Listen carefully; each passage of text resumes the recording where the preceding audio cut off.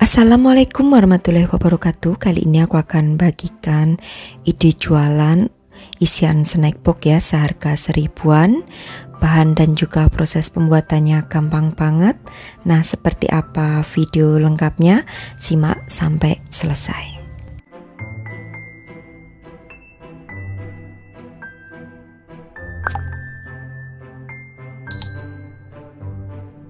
Aku akan buat terlebih dahulu untuk untinya, jadi siapkan 100 ml air, lalu setelah itu tambahkan dengan daun pandan juga 120 gram gula jawa atau biasa disebut dengan gula merah ya.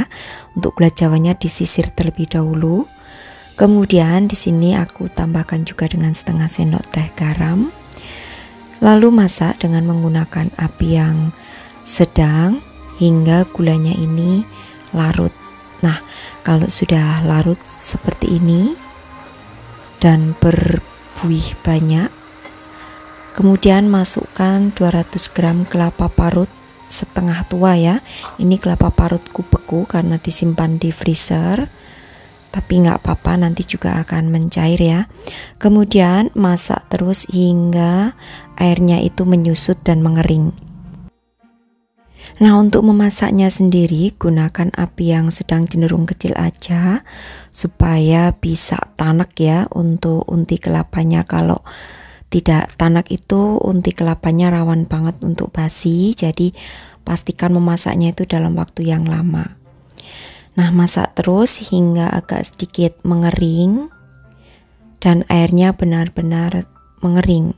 Nah, seperti ini. Kalau sudah, dinginkan terlebih dahulu. Kemudian di sini siapkan 250 gram beras ketan, ini yang sudah aku rendam selama 1 jam ya. Kemudian masukkan ke dalam panci. Di sini akan aku liwet ya untuk ketannya. Nah, selanjutnya di sini akan aku tambahkan dengan daun pandan. Lalu juga setengah sendok teh garam atau sesuai selera. 1 sendok teh kunyit bubuk, ini untuk memberikan warna kuning yang alami ya. Kemudian juga di sini akan aku tambahkan dengan 300 ml santan. Ini tadi dari 1 saset santan instan yang aku tambah air menjadi 300 ml. Nah, masukkan dan campur semua jadi satu. Kemudian masak dengan menggunakan api yang sedang cenderung kecil aja. Liwet hingga santannya itu mengering. Nah, supaya cepat mengeringnya di sini akan aku tutup ya, tutup rapat.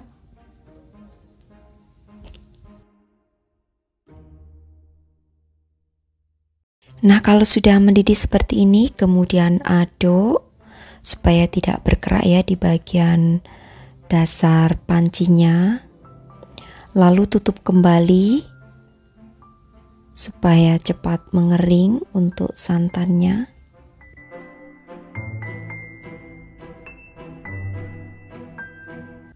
Nah, ini sudah agak mengering ya untuk santannya. Kemudian aduk sekali lagi sampai ke dasar panci.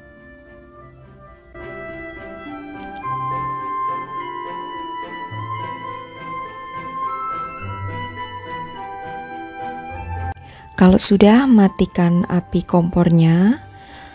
Lalu di sini akan aku pindahkan ya ke dalam wadah loyang supaya nanti mudah aja saat pengangkatan kalau sudah matang.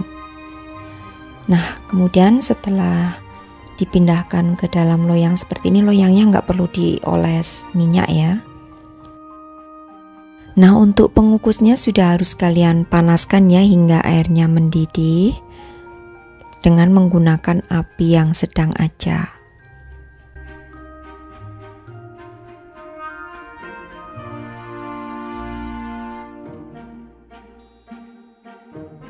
Selanjutnya akan aku kukus selama 30 menit dengan menggunakan api yang sedang. Lalu untuk tutup pancinya tidak perlu diberi alas serbet ya. Nah, setelah 30 menit untuk ketannya sudah matang dan sudah lembut. Kemudian langsung aduk selagi panas ya, dan biarkan hingga hangat kuku. Oke, setelah hangat kuku, kemudian siapkan cetakan. Ini sudah dioles dengan menggunakan minyak sayur ya. Kemudian masukkan terlebih dahulu untuk kelapa unti yang sudah dingin. Lalu masukkan kurang lebih 1 sendok makan ketannya, lalu tekan-tekan. Ini untuk ketannya masih hangat ya, supaya lebih gampang aja saat mencetak. Nah, lalu di bagian dasarnya akan aku beri alas daun pisang yang sudah aku bentuk menjadi bulat ya. Kemudian keluarkan dari cetakannya seperti ini. Lalu akan aku masukkan ke dalam cup plastik ini, cup Mika ya, cetakan untuk puding ceplok telur. Nah, seperti ini. Kalau tidak ada Mika seperti ini, bisa juga dialasi dengan menggunakan kertas yang untuk roti kukus.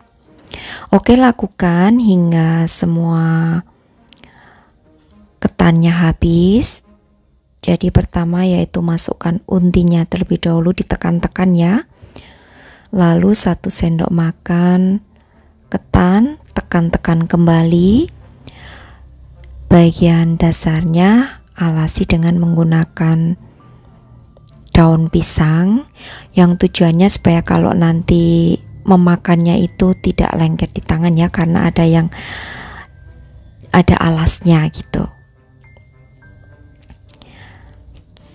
Untuk satu resep ini menjadi 20 cup ya, dengan ukuran cup kecil. Jadi untuk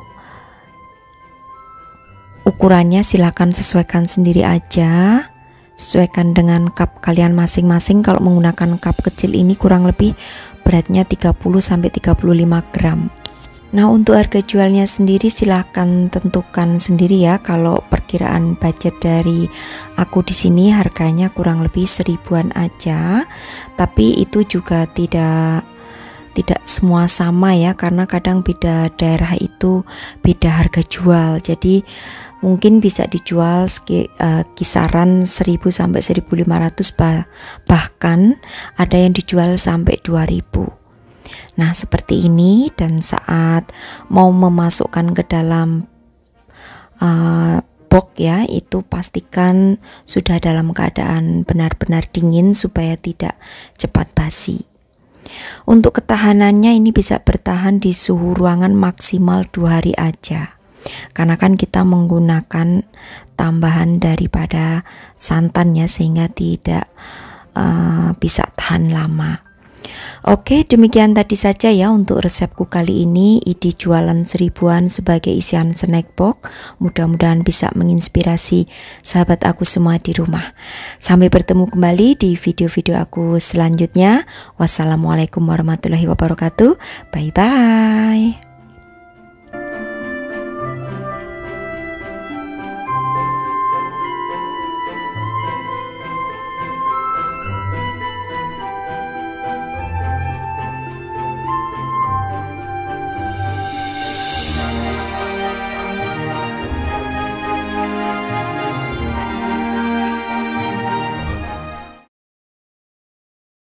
Assalamualaikum warahmatullahi wabarakatuh. Kali ini aku akan bagikan ide jualan kue. Ini menggunakan alat yang sederhana, dan kue ini juga bisa dihargain antara 2000-an aja.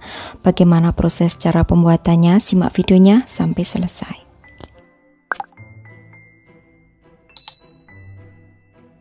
Siapkan 100 ml air, kemudian berikan dengan 1 sendok teh ragi roti, juga 15 gram gula pasir.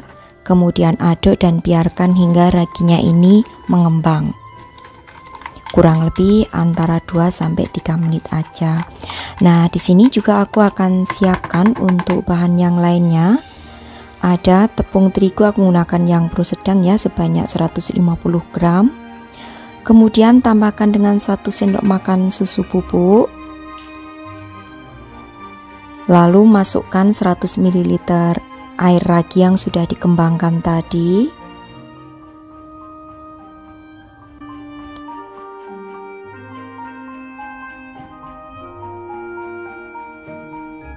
Selanjutnya aduk hingga tercampur rata. Setelah tercampur, kemudian terakhir aku akan masukkan yaitu margarin juga garam. Jadi di sini untuk garamnya sebanyak setengah sendok teh aja. Lalu untuk margarinnya 15 gram.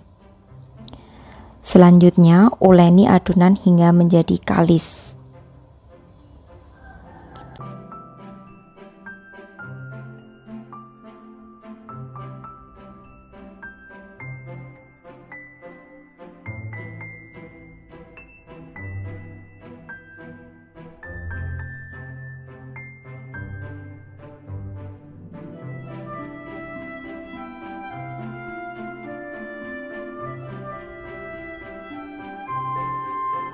Kalau sudah kalis seperti ini lalu tutup, diamkan selama 30 menit.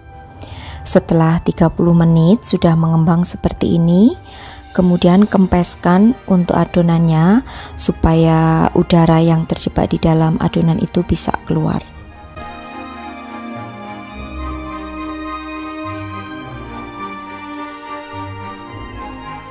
Nah, selanjutnya di sini akan aku bagi untuk adonan ini menjadi 10 bagian dengan berat masing-masing 29 gram.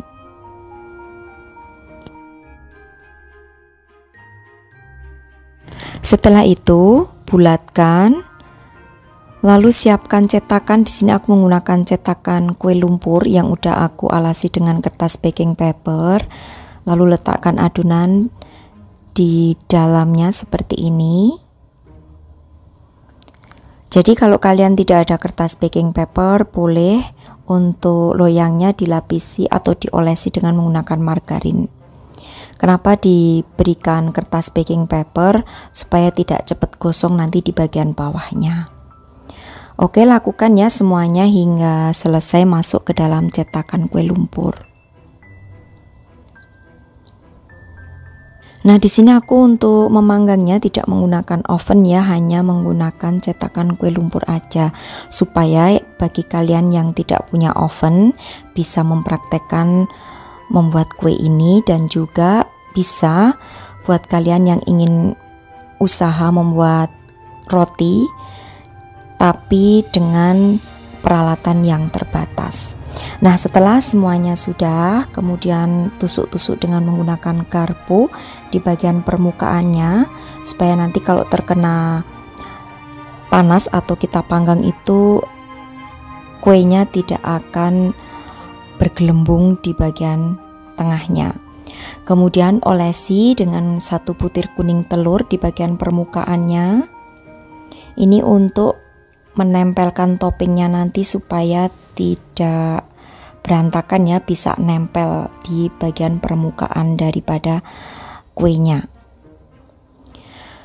Nah, setelah diolesi dengan menggunakan 1 butir kuning telur, lalu akan aku tambahkan di sini dengan potongan cabai merah.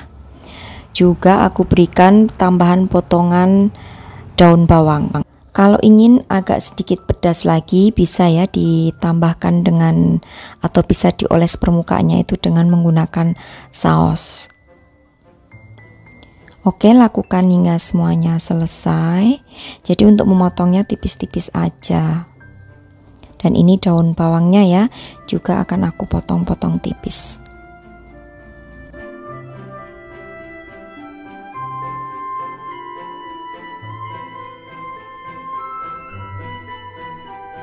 Ini juga aku akan berikan saus. Ini aku menggunakan saus sambal ya.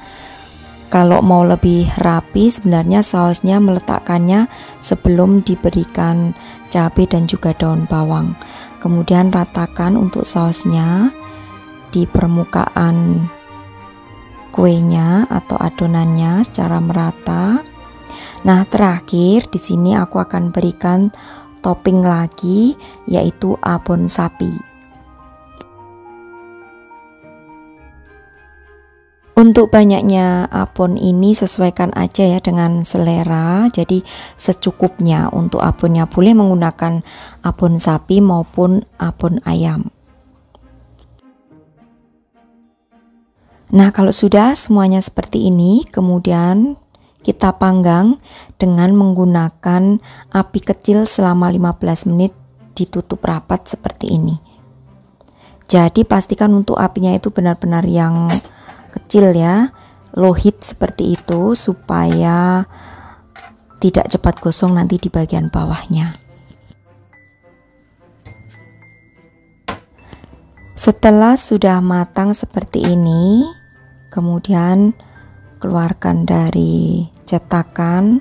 Ini sangat cantik banget ya, dan juga di bagian bawahnya tidak gosong karena ada lapisan kertas baking papernya. Jadi kertas baking paper ini sangat membantu ya supaya tidak gosong di bagian dasarnya. Nah, walaupun kalian tidak mempunyai oven, tetap bisa ya membuat roti yang sederhana tapi dengan tampilan yang sangat cantik. Ini bisa banget untuk ide jualan, untuk para pemula yang ingin mencoba membuat ide jualan roti dengan menggunakan peralatan minimalis.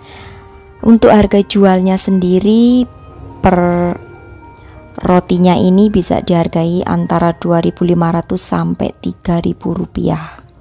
Dan untuk satu resep menjadi 10 roti abon minimalis. Nah, ini ya untuk tampilannya, dan juga matangnya sempurna. Kalau kalian mau di oven boleh aja ya, gunakan cetakan muffin untuk mencetaknya supaya bentuknya juga bulat-bulat seperti ini. Nah, aku akan mencoba satu supaya kalian bisa tahu seperti apa teksturnya. Teksturnya sangat cantik dan juga lembut seperti ini. Oke, demikian tadi ya untuk resepku kali ini, cara membuat ide jualan sederhana yaitu roti abon tanpa oven. Harganya juga murah ya, 2.500 sampai 3.000-an aja, atau sesuaikan dengan kota kalian masing-masing. Sampai bertemu kembali di resep-resep aku yang akan datang. Wassalamualaikum warahmatullahi wabarakatuh. Bye bye.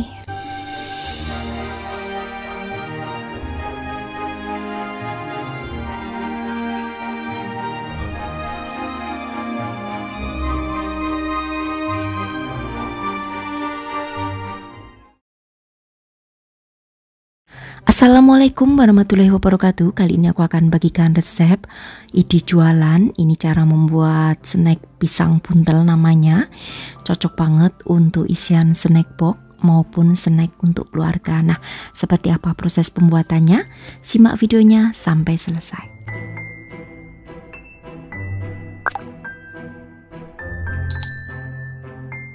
Siapkan untuk bahan isiannya. Ini aku menghaluskan 6 buah pisang kepok ya, yang sudah matang.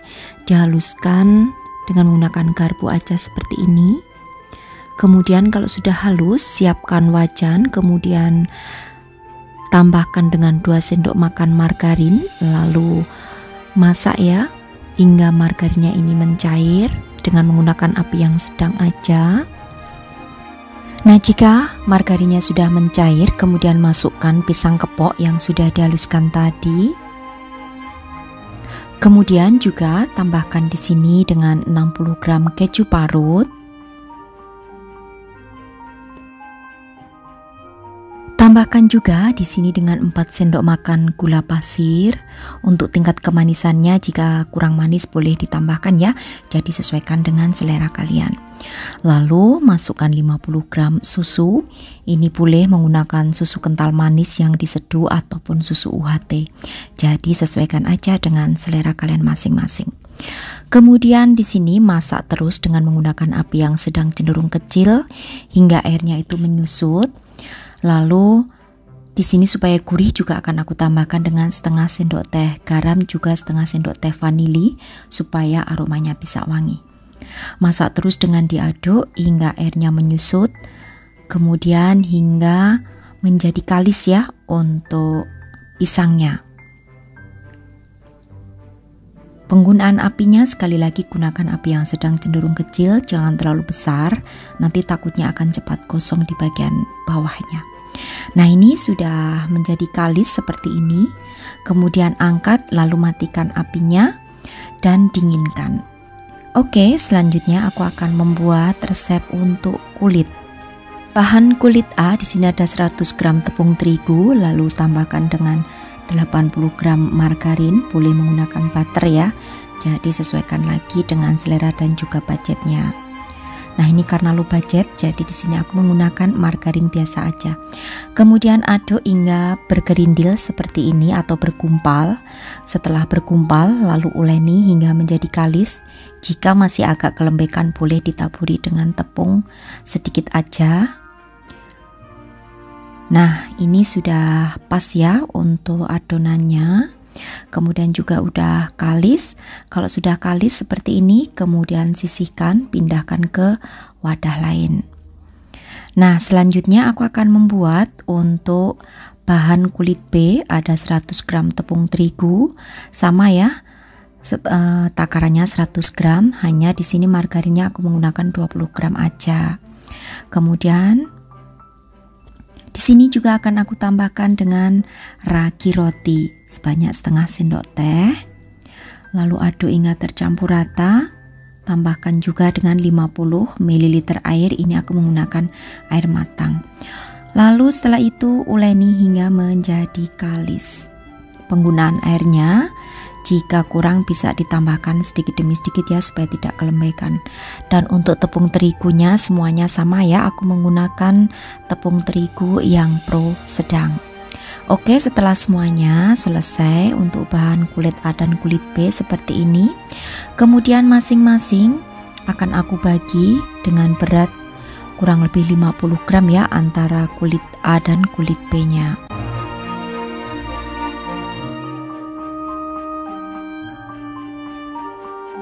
Oke, setelah semuanya dibikin dengan berat yang sama ya, 50 gram menjadi 6 bagian.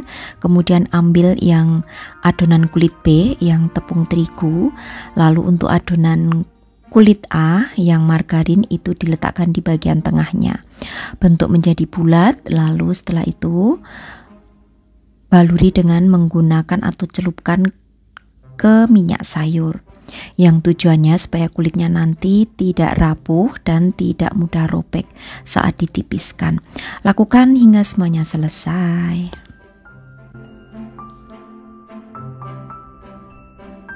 Untuk isiannya di sini aku bikin dengan berat 60 gram ya masing-masing. Oke, setelah semuanya sudah selesai dan sudah dicelupkan ke minyak sayur, kemudian pipihkan perbulatan seperti ini dengan menggunakan rolling pin ya.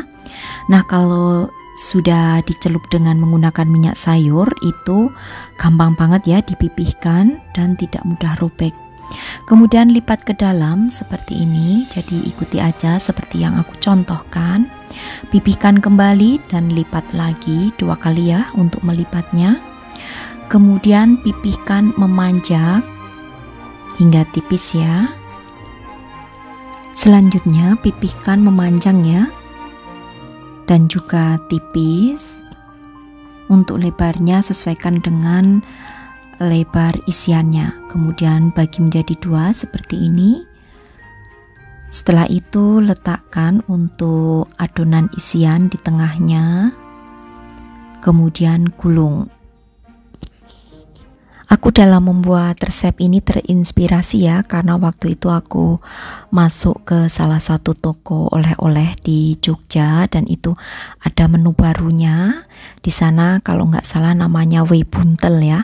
Nah, ini karena ini hasil daripada kreasi resep dari aku sendiri, maka aku beri nama pisang buntel aja untuk snacknya ini. Nah, lakukan semuanya, pisangnya dibuntel di dalamnya atau digulung di dalamnya seperti ini hingga selesai. Jika kalian bertanya, ini sama ya dengan bolen pisang, aku menjawabnya mungkin sedikit berbeda ya, karena dalam resepnya kalau pisang buntel ini aku menggunakan ragi dan juga kulitnya aku celupkan terlebih dahulu ke minyak sayur.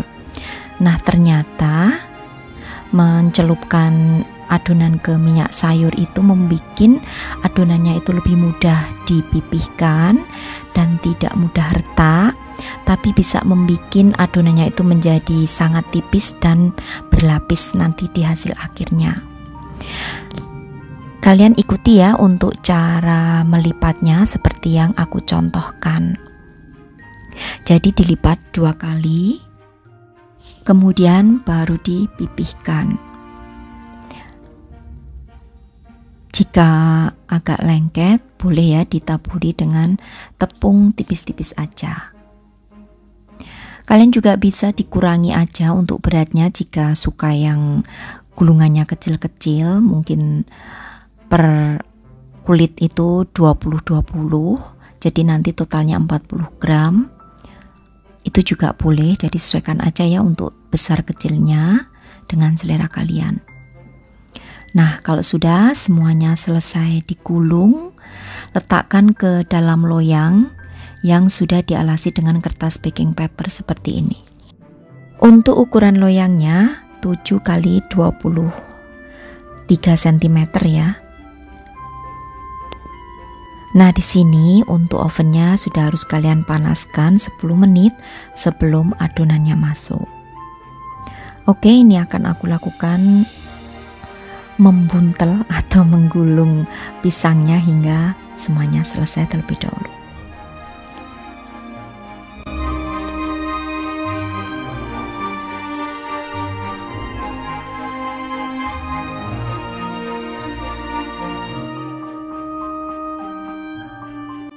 Nah, setelah semuanya selesai dimasukkan ke dalam loyang, kemudian di bagian atasnya akan aku olesi atau bagian permukaannya ya, dengan menggunakan kuning telur tipis-tipis aja. Nah, yang satu loyang itu aku menggunakan loyang kecil ya, karena isian pisangnya itu tadi kurang. Jadi kalau menggunakan ukuran yang besar nanti kulitnya sisa banyak, jadi aku bikin size yang kecil-kecil. Ini juga bisa banget untuk menambah istilahnya menambah menu kalian untuk membuat snack ya, supaya tidak bosen dengan menu snack yang itu aja. Coba dikreasikan olahan pisang ini menjadi pisang buntel. Mudah-mudahan bisa menjadikan ide jualan yang menguntungkan. Nah, setelah didiamkan selama 10 menit, kemudian oven ya selama 30 menit, api atas bawah, suhunya 170 derajat. Nah, ini sudah matang. Kalau sudah, selagi masih panas, langsung olesi permukaannya dengan margarin tipis-tipis supaya mengkilat.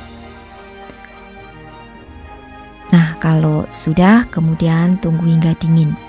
Baru setelah dingin nanti bisa dikemas. Nah, ini kalau sudah dingin seperti ini ya hasilnya, sangat cantik banget. Ini untuk di bagian permukaannya itu garing ya kulitnya. Nah, sebagai pemanis untuk pengemasannya aku letakkan ke dalam plastik yang ada perekatnya seperti ini.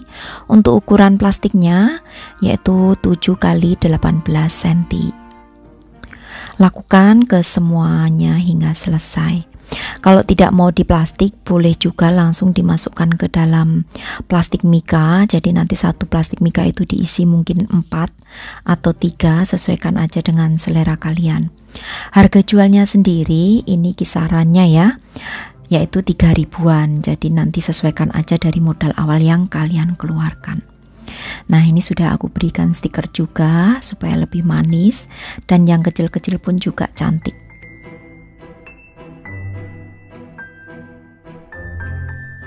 Ini aku akan coba satu ya, supaya kalian bisa lihat seperti apa tekstur daripada kulitnya. Jadi kulitnya itu lembut dan juga berlapis. Nah, itu lihat ya kalian, kulitnya rapuh, jadi sedikit rapuh sehingga pada jatuh ke bawah. Nah, ini ya kalian bisa lihat kulitnya berlapis seperti ini, dikombinasikan dengan rasa pisang dengan keju yang enak tentunya. Untuk ketahanan daripada kue ini bisa bertahan 3 hari ya maksimal, karena kan kita tidak menggunakan bahan pengawet apapun, jadi tidak bisa bertahan sampai lama. Kalau mau untuk ide usaha partai besar, boleh ya ditambahkan dengan bahan pengawet. Oke, demikian tadi untuk resep dari aku. Selamat mencoba, terima kasih. Wassalamualaikum warahmatullahi wabarakatuh. Bye bye.